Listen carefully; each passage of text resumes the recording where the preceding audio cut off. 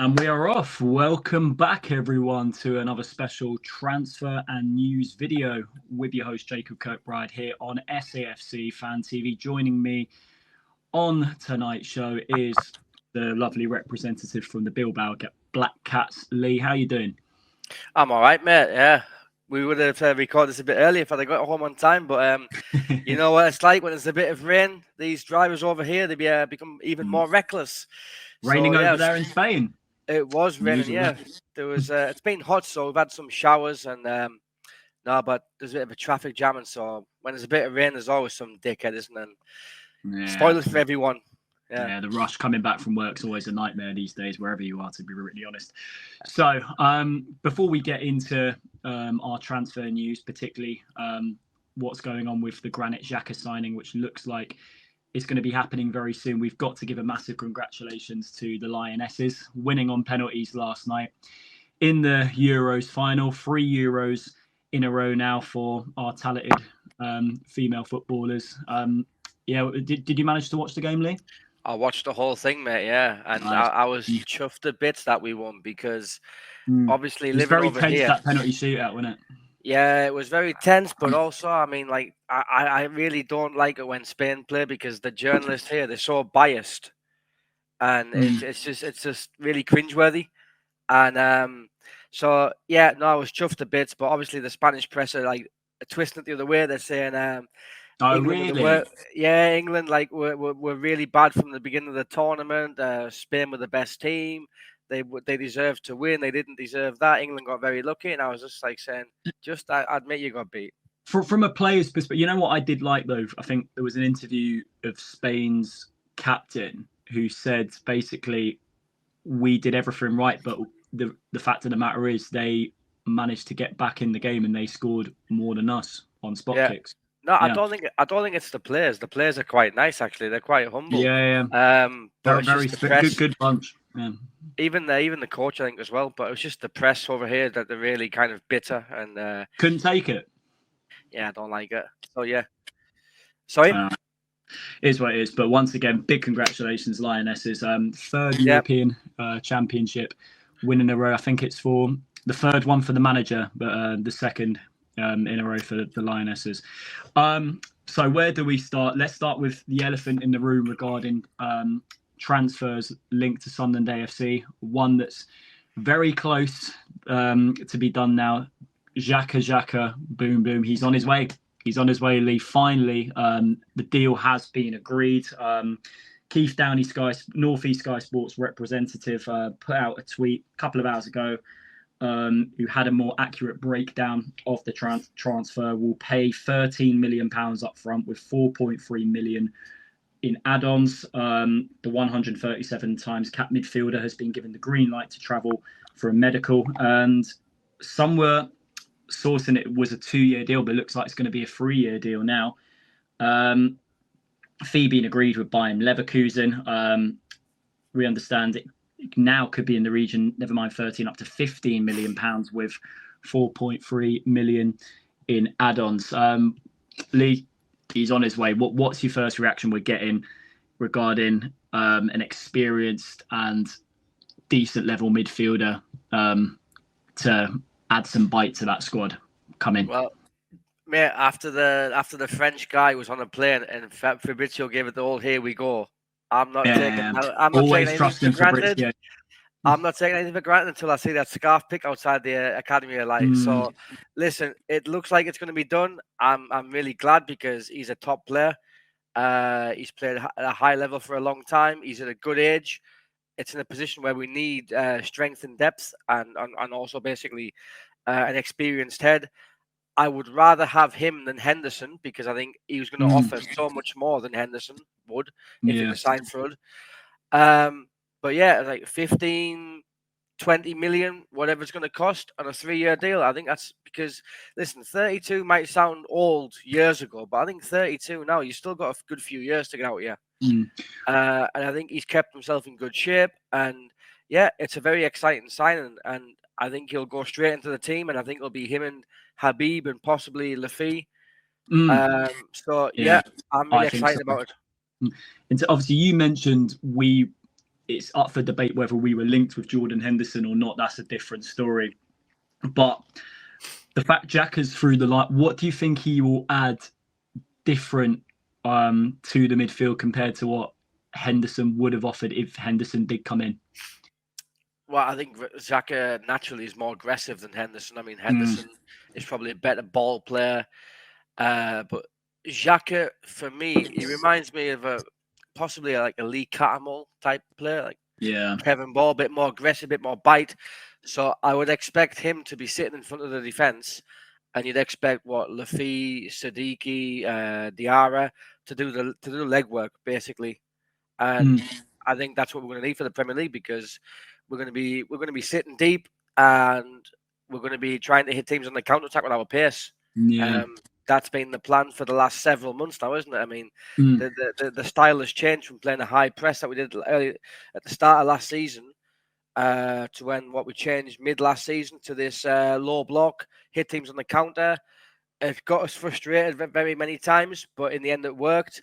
And from what we can see in the Premier League, teams that do play this style often are the ones that survive or get better results than the ones who try and play their way out from the back like Southampton. So I think it was a very brave decision to change the style, but I think in the long run it'll do us good. So yeah, I'm excited about seeing Xhaka being part of that, and I think he could also become captain, Jake? I think there's a good chance. Yeah, I mean, definitely captain's experience he's got from his previous club, Arsenal.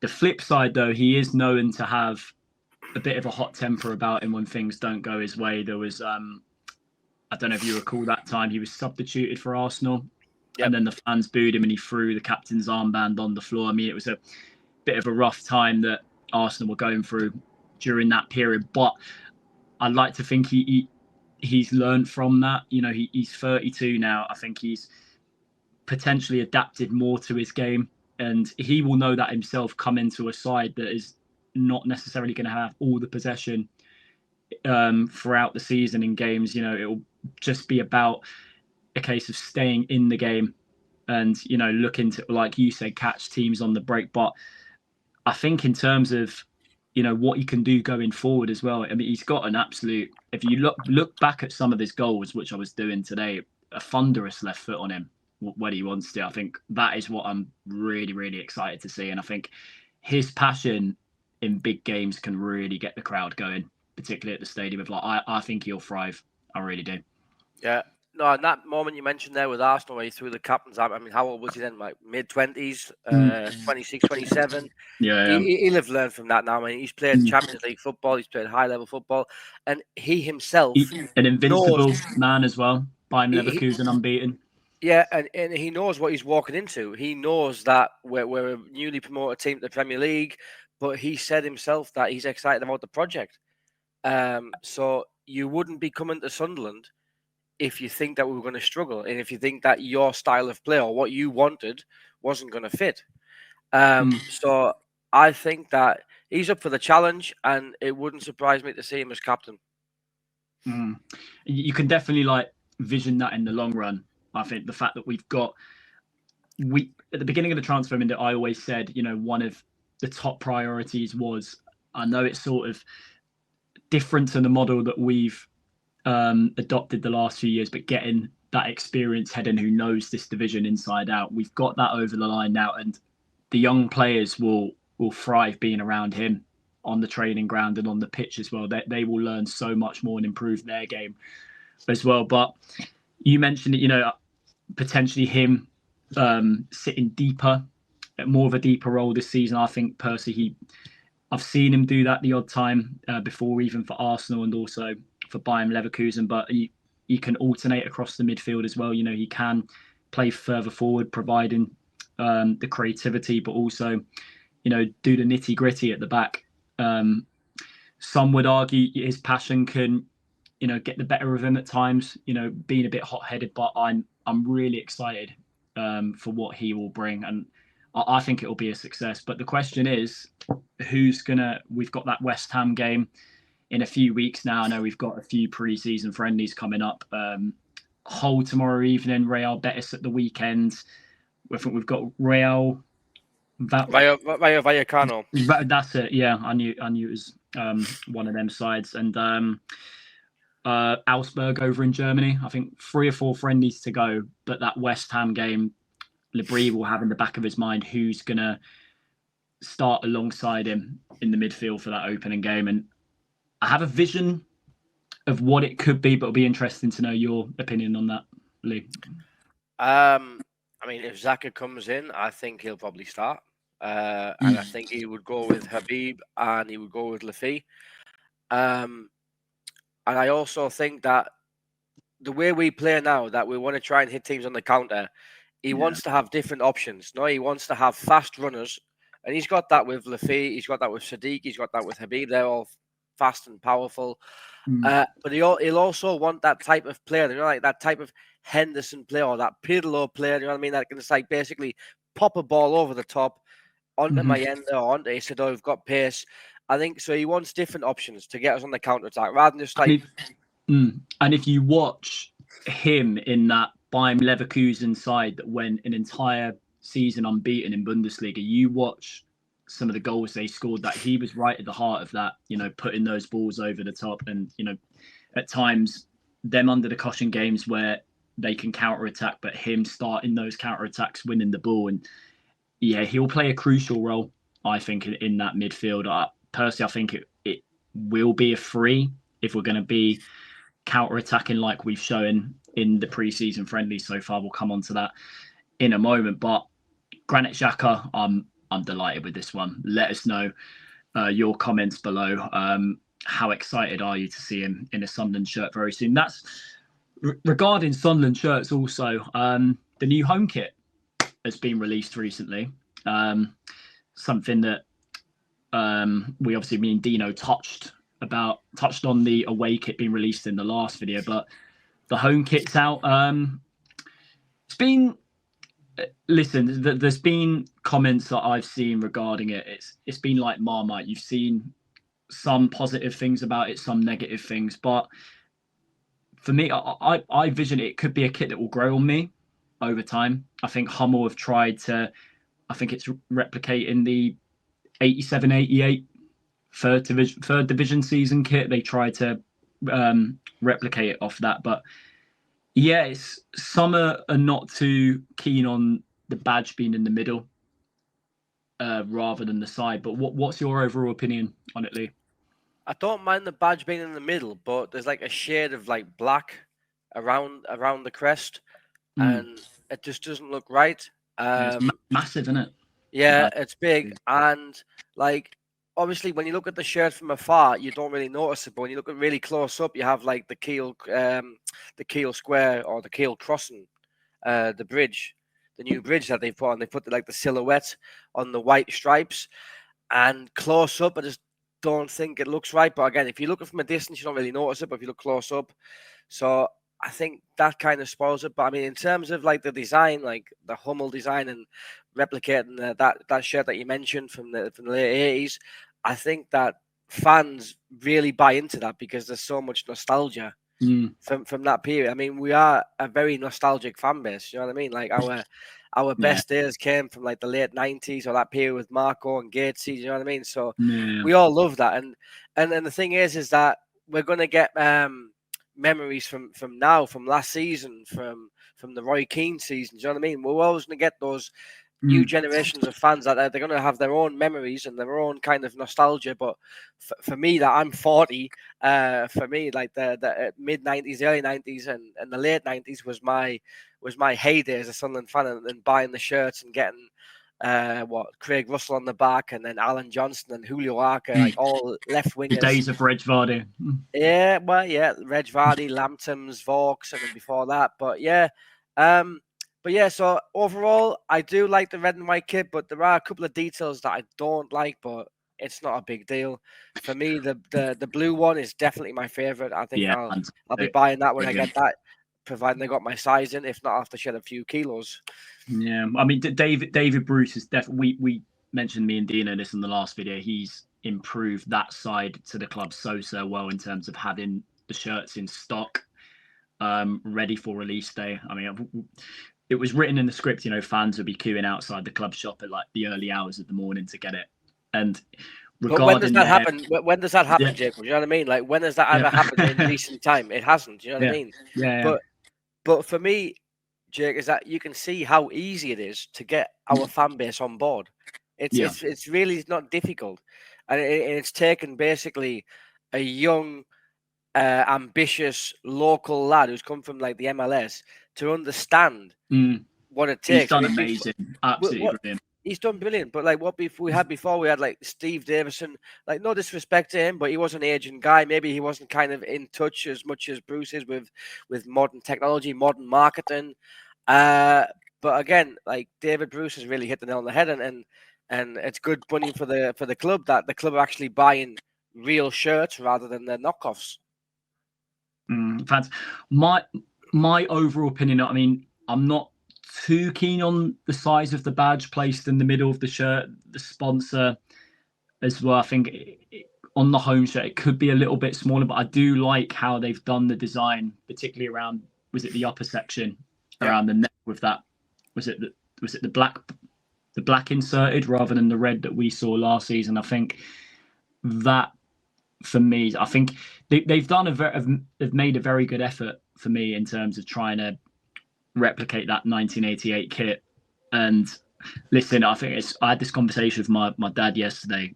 If the team does well in it, the fans really will not care, and it will be a seller for years to come. If this season produces magic moments as it did last, the chances of that are more slim. But if it does happen, it'll be a top seller. It'll be a kit that will be remembered for years to come. And I did like the commercial they shot down by the River Weir. They did that on the beach for the away top, but obviously Kevin Phillips appearing right at the very end promoting the new jacket, I thought was fantastic to see as well. Yeah, it's a bit cringy at the end when he smiles, but listen, we don't give a shit.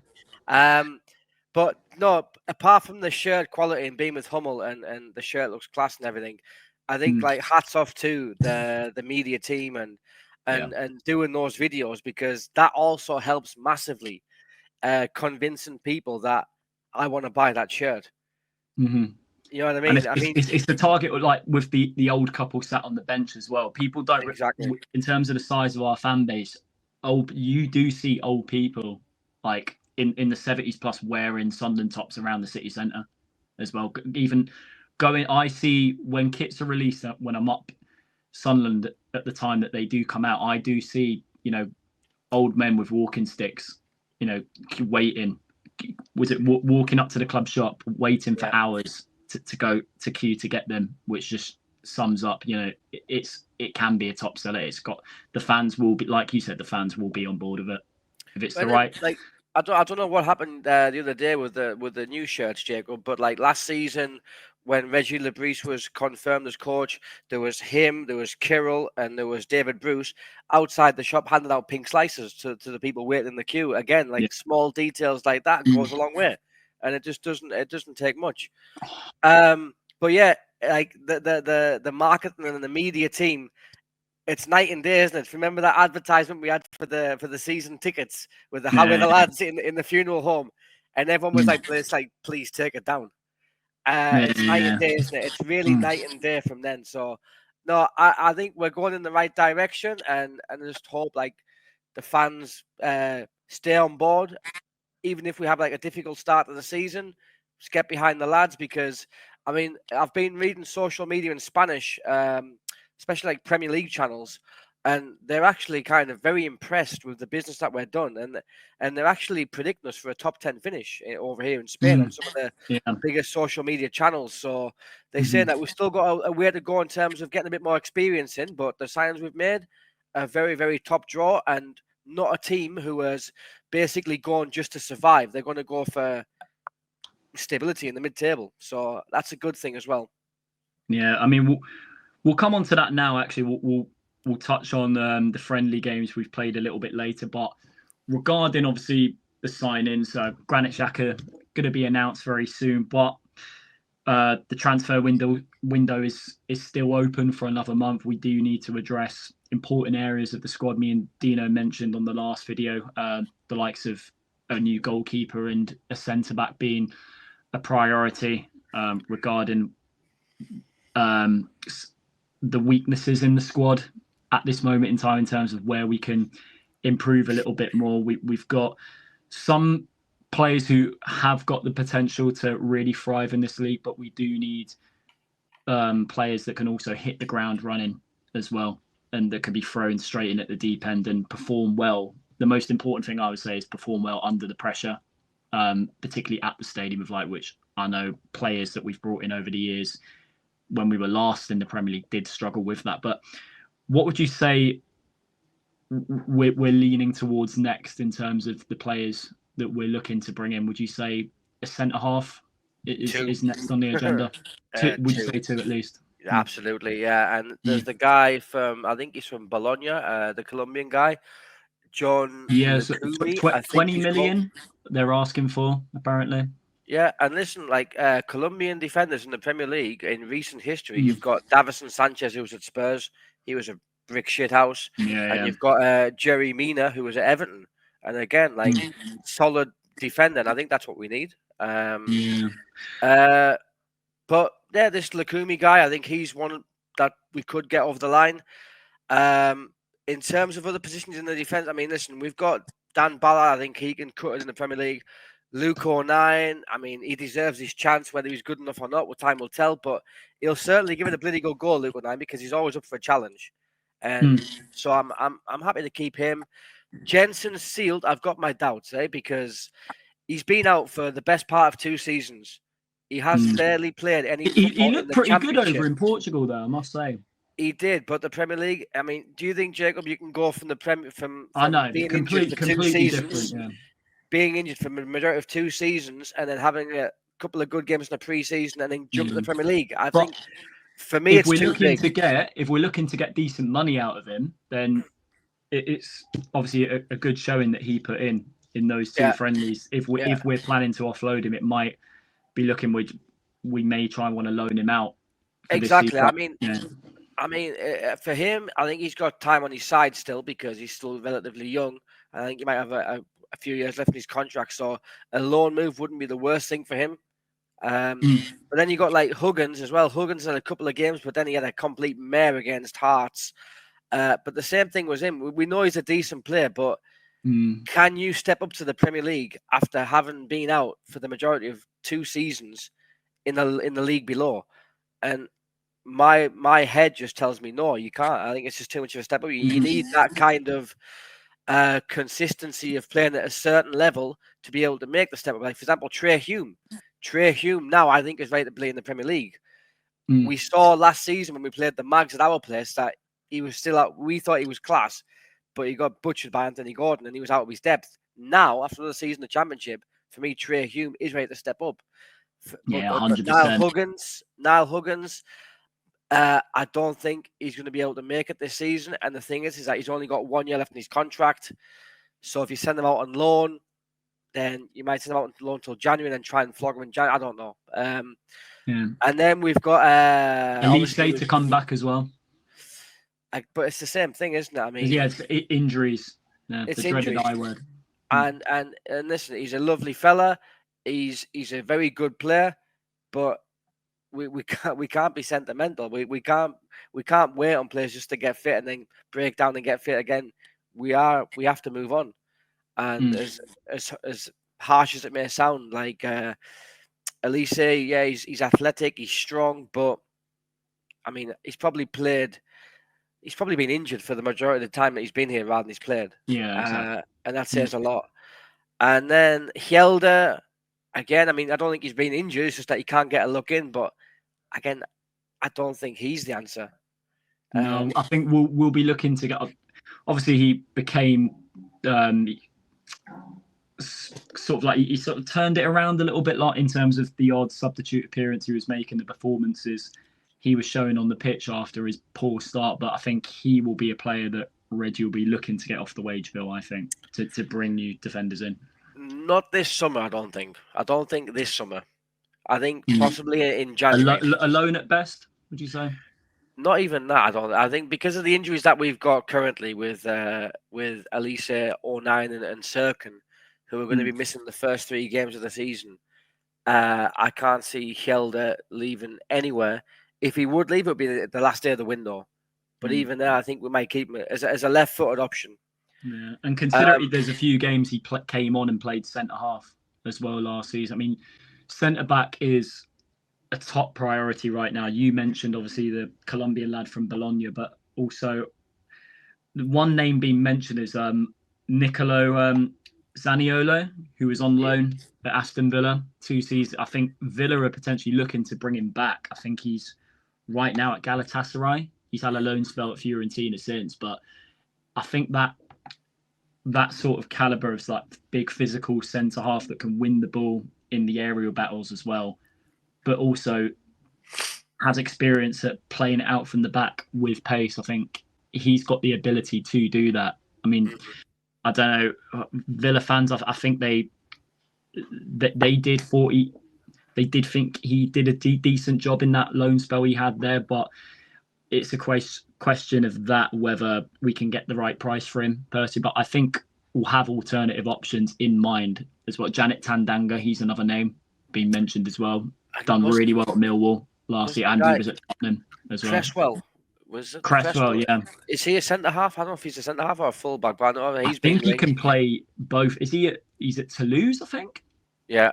We've been linked with him, I think, for the last 2 or 3 transfer when was it tipped as a really talented upcoming centre half, still young as well. Yeah. But I think we may be looking at that option, the fact he's got a decent sell-on value, but I think an experience and quality ball-playing centre-back is what you need for that first Prem season back. And I think... Well, and the thing is, we don't have them because Luke O'Nien is injured and Dan Ballard isn't that type of player. What do you think about Triantis, Jake? Because I'm a bit baffled by his whole situation, because he was signed as a centre-back. He got loaned to Hibs 2 seasons in a row, and he played centre midfield, excelled massively there. The Hibs fans loved him. They want him back. He's come back with us. He's got a chance in pre-season, but we've put him back at centre-back. I don't really get it, because Mayenda went up there, didn't get a look in, came back, had a mad pre-season, and then got a chance and got in. But it just seems that Triantis, no matter how well he plays elsewhere and in training, he's not getting the look in the position where he's played best in British football. Yeah, but no disrespect that if he's looking to occupy that CDM role with Xhaka coming in, I don't see it, unfortunately, which is a shame, because Hibs rated it. If you watch his performances for Hibs the last 2 seasons, he's looked really good. He's a player that has got that.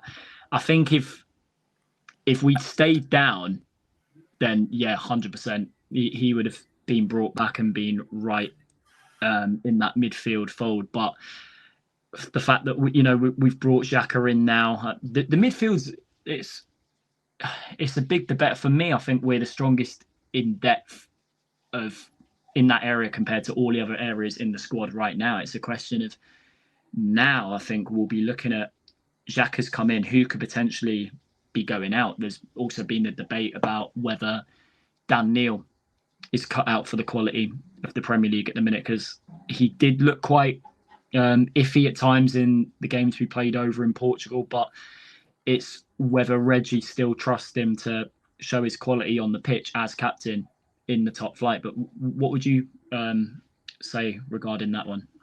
Listen, if Dan Neil wants to stay at Sunderland and wants to fight for his players, I would have him 100%.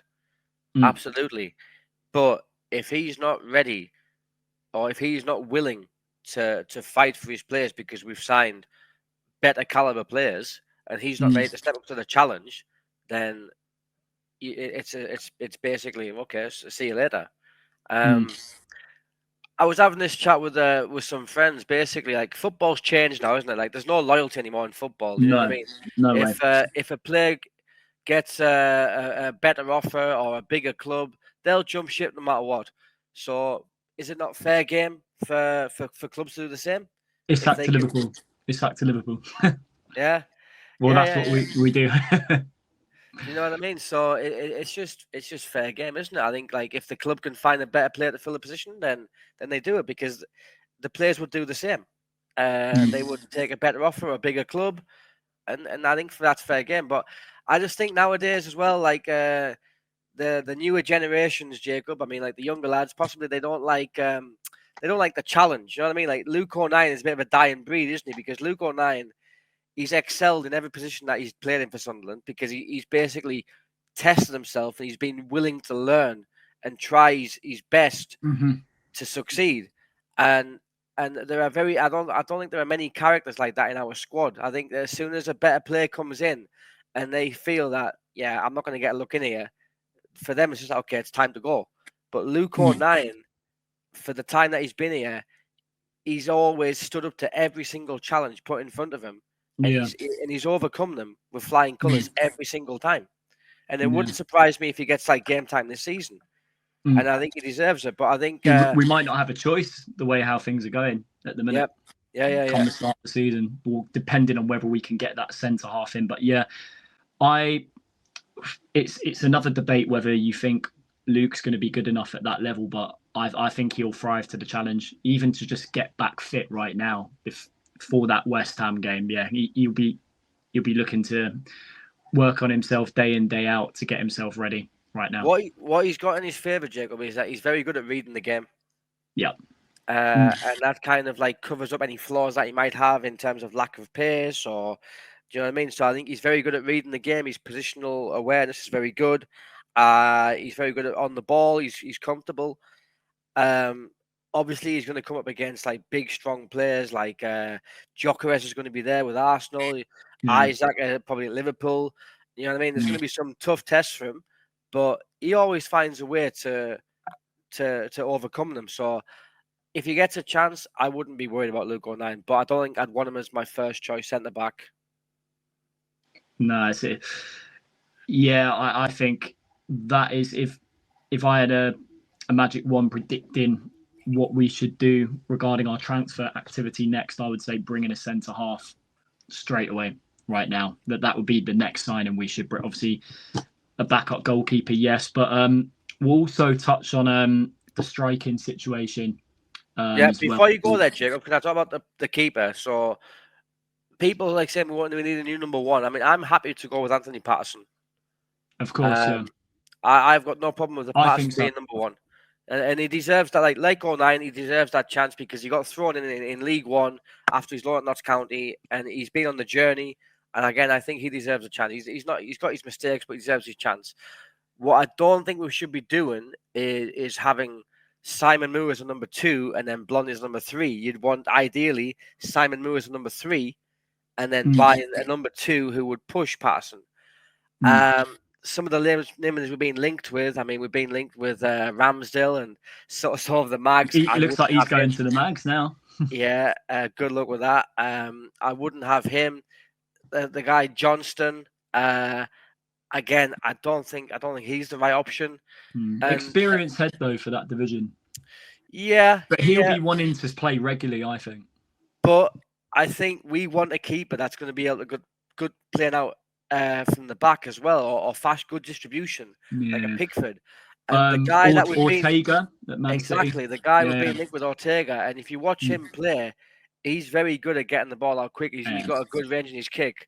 So again, you could look at him as an option. He could be a good option, experience, and he could also push Patterson. And if Patterson's not cutting it, Labrie will take him out and put Ortega in.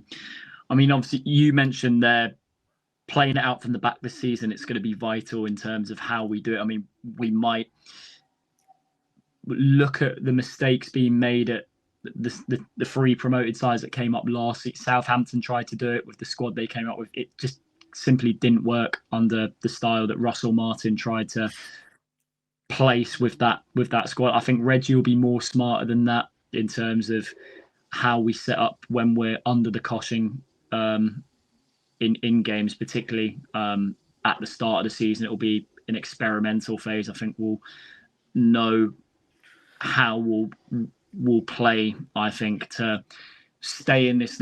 Probably, I think you'll get a gist of how it will pan out come October, November time. I think then we'll know what style we'll have regarding the talent of our players to keep us up in this league. But we'll come on to now the friendlies that we've played so far. We'll talk about the previous one at the weekend. Obviously disappointing, losing 3-0 to Hearts in front of a lot of SAFC fans who travelled up to Edinburgh. Looked like a big jolly set regardless. I know it was a pre-season friendly, but it looks like they had a jolly of a time up in the Scottish capital. What was you watching the highlights back? I think there are a few things I would say. One of the key things I think we lacked was when we were looking to get the ball up to the forward line, we relied heavily on Mayenda trying to do a lot of the hold-up play. And for me, I don't think he's suited to that. I think he needs... So I would say someone to add competition to Isidore as well in the front line to win the physical battles. Yeah, no, I agree. I think Mayenda is best when he's got the ball at his feet and he's running towards their goal. With his back to goal, I don't think he knows how to use his own strength yet, because he's got a lot of strength. He's fast, he's powerful, but I don't think he's got the experience. He's a bit too naive at the minute to understand how he's got to use his body in those situations. But I think if you look at the teams that we've played, Jake, like we've played Sporting, Lisbon, and we've played Sevilla, continental teams, you know what I mean? Like European teams from Spain and Portugal, they don't really play with an aggressive style.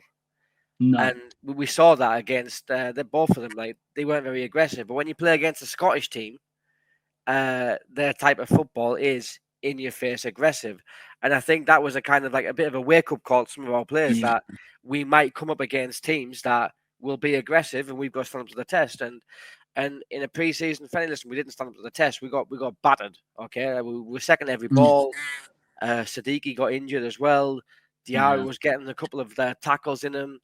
I think he picked up a knock as well, didn't he? Yeah, he picked up a knock, but I mean, they've got to get used to that against certain teams. There'll be teams that win games through aggression, and I'm not too bothered about that Hearts game. I've seen enough quality in the other games to know that we've got quality, but obviously we do need something at the top end of the pitch, because obviously, bar the South Shields game, we've only scored one goal in the matches. You know what I mean? That was against Sevilla, and that was from a mistake. So we haven't really cut any teams open yet. I mean, we're still waiting for Adingra and Talby to gel a little bit more, to understand the way we want to play.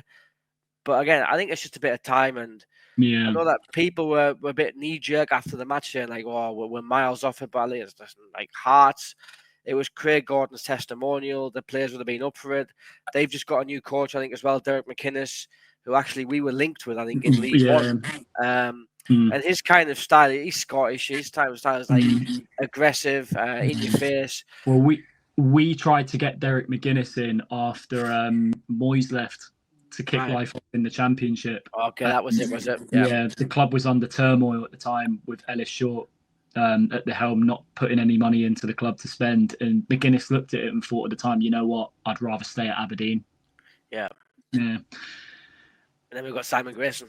Then we ended up with Simon Grayson, and then Chris Coleman came in a little bit later on, and the rest is sad history, unfortunately. But yeah, I do agree there was a lot of physicality in that game that we struggled to cope with at times. But on a positive front, watching those games, particularly out in Portugal, when we broke on the counter-attack, we've got tremendous amount of pace in the side, particularly from Adingra and Talby on the wings. I think with Talby as well, I think he shows signs he can play on both sides as well. I think Adingra played for Brighton more on the left, but he can also adapt on the right-hand side as well. But only Reggie Lebris will know the answer to that in terms of if we're going to be more narrow at the beginning of the season with an extra midfield player in there, or, you know, play with more width in the latter stages of games, what we did last season to really stretch tired legs. But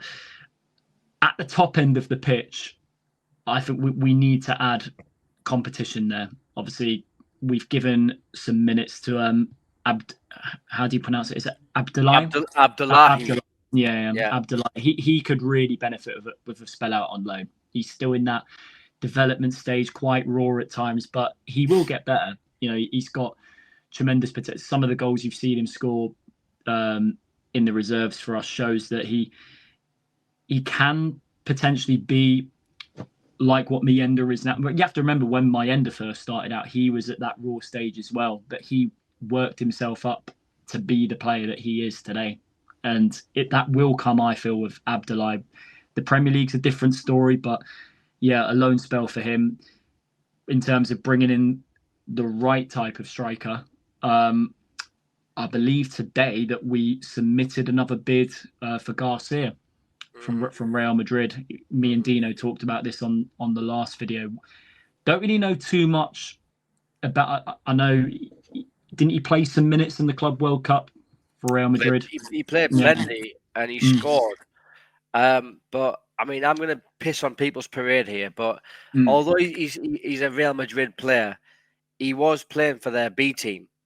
And their B team plays in a division which is called, over here it's called First Ref, which is basically the third tier. But when you hear the third tier in Spanish football, it's not the same as the third tier in English football. It's basically, you're talking like National League level. You're talking, I mean, he's playing at a great club like Real Madrid in their academy, but they're playing against teams that are not even professional. And they can't even win those leagues because they're just like, their B teams are full of kids. So listen, Garcia, he's come out of nowhere. He scored a couple of goals in the Club World Championship, a pointless tournament that basically teams didn't really. It will die out some stage. Listen, he scored some good goals. I'll give him that. He got in good positions. I would be very annoyed if we paid 35 million. That was rumored, a few weeks ago. 35? Something like that. 30 million, something like that. I'd be very, very annoyed if we paid that, because Real Madrid would be laughing all the way to the bank to get that for one of their B team players. So if we could get him, maybe, I don't know, 10, 15 million, or even a loan deal with an obligation to buy. Because for me, Spanish strikers in the Premier League, more times than not, they're miss rather than hit. I mean, for me, the only one that's really had massive success was Fernando Torres. I mean, you've had Morientes played there, you've had Iago Aspas. Obviously, Michu had a good season one time. Fernando Llorente came out of nowhere. Fernando Llorente, he had a spell at Tottenham and Swansea. He didn't do great. So for me, like, Spanish strikers in the Premier League is obviously Diego Costa was good, but he's Brazilian really because he was born there. So I'm not a big fan of Spanish strikers. So I'd be very cautious Pedro, with the odd exception. When he went to Chelsea, I thought he'd done. Yeah, but he wasn't really a forward. He was like a wide player, wasn't he? He was like a winger, wasn't he? A wide winger. So,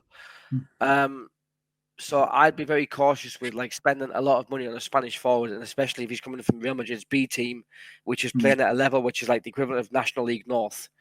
So like, yeah, don't let that fool you, right? Because it's the third tier of Spanish football. But the third tier of Spanish football now, so yeah, because the third tier of Spanish football, but basically they have first and second division, and then they go down to first ref, second ref, and third ref, and they're divided by regions. They're divided by north and south. And Real Madrid play in the south, and the quality is shit. Like it's not great. So he's basically played this World Club Championship because they've got Mbappe and they got Vinny Jr. and they got Rodrigo and probably got a couple of injuries. They need someone to give a game time, and so yeah, I wouldn't get too excited about Garcia unless he comes and he bangs in the goals. But yeah, I'd be very careful about how much we pay for him if we do make a bid. And staying with strikers, so if you were Reggie Debris, what would you be swaying more towards? Would you want someone through the door who has got some experience, at least, of this division, that can put the ball in the net when they're fit on their day? Someone like, was it Dominic Calvert-Lewin's been mentioned a few times? Someone of that caliber. there's been 3 players that we've been, I don't know, loosely linked with, which is Calvert-Lewin was one. Patrick Bamford in the last few days was another one. And also Jamie Vardy. Obviously, 3 different cases there. I mean, Patrick Bamford, he scores a corker every now and again, but I don't think he's ready. I don't think he's the answer.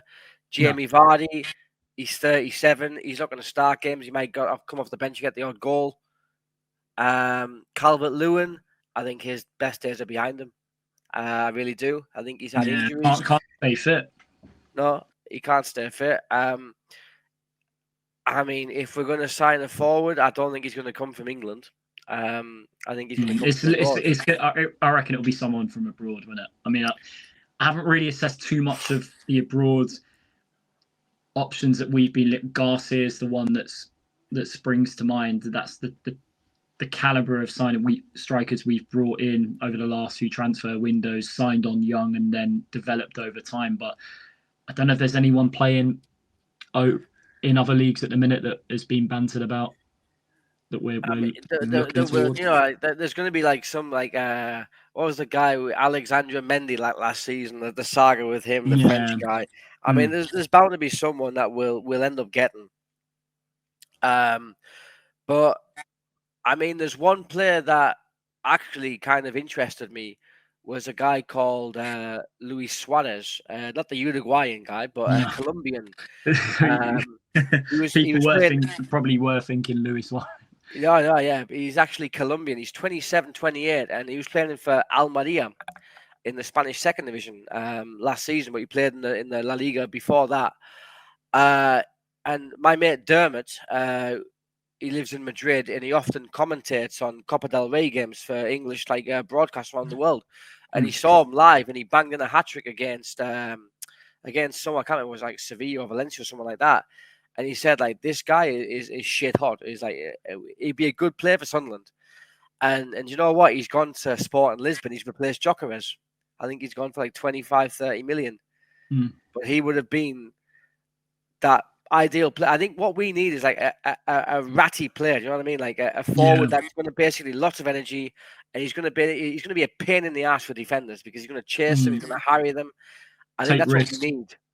I think that Mayenda does that sometimes, but Isidore doesn't. I think Isidore's a bit more laid back. Be interesting to know how the type of player he'll want Isidore to be this season. He's now got that first full pre-season under his belt at an English club. It'll be interesting to see whether, even if he starts off as a squad player, what he'll be like if he's introduced in games late on, running at sides. Will it sort of be the same in that counter-attacking system, or will he adapt to the physical side to his game as well? I think some players will surprise us this season, Jay, because like some players last season we were maybe a bit annoyed by because they were too weak. But I think like the Premier League is probably not as aggressive as the Championship. I think there's less physicality. I think it's more technical, isn't it? So I think players like Isidore might actually thrive in the Premier League with less contact, with less physicality. So I reckon Isidore could get away with it. Do we necessarily need a physical forward? No, because I think nowadays, how many strikers get 20 goals nowadays in the Premier League? Very few. But if you go back to years gone by, Defoe used to have like Aguero, used to have like Ferdinand, Cole, Phillips, Shearer, Owen, Fowler. They would all get 20 goals a season. But now you've only got really Haaland is the only natural forward that gets 20 odd goals. I mean, people were saying like Ollie Watkins, but Ollie Watkins for me, he's not going to get you 20 goals a season, I don't think. Up for debate. I mean, I'm a huge fan of Watkins. Obviously, that England goal in the semi-final, but yeah. I do understand what you mean. It's that type of striker in order to get you those numbers, because there's obviously, you've mentioned Haaland is potentially on the decline now, would you say, compared to what he was when City first brought him in, but he still can get the job done. Well, listen, mate, if I played in that Man City team, I'd score 30 goals a season as well. It's just like tapping in. So. You know what I mean? I think Roy Keane summed it up, didn't he, when he said that he's got a touch like a League Two player. So, and I think he's not far wrong. I mean, definitely, I wouldn't say Isidore and Mayenda have got touches of a league of a League Two player. My faith in them is sky high. But I agree. I think there'll be some surprises with our squad members this season. I think they'll adapt to the Premier League in all sorts of ways. But I think Reggie Debris,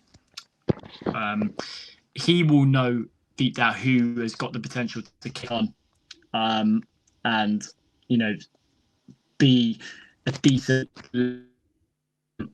for the Premier League in terms of staying here for a considerable amount of time, and who will, like you mentioned, even if they lose their place, they'll be willing to fight for it back. Obviously, Dan Neil was a debate we mentioned earlier. I think it will be similar to that, but only time will tell.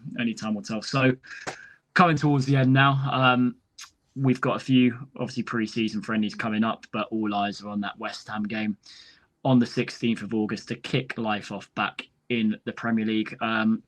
Here on SAFC Fan TV, we'll be back once again for the live Sunday bunch, which returns this Sunday live at 7 o'clock. I hope you've enjoyed tonight's show.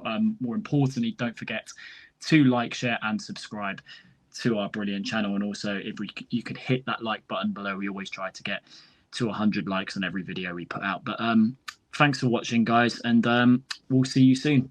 Keep the faith. Buenas noches.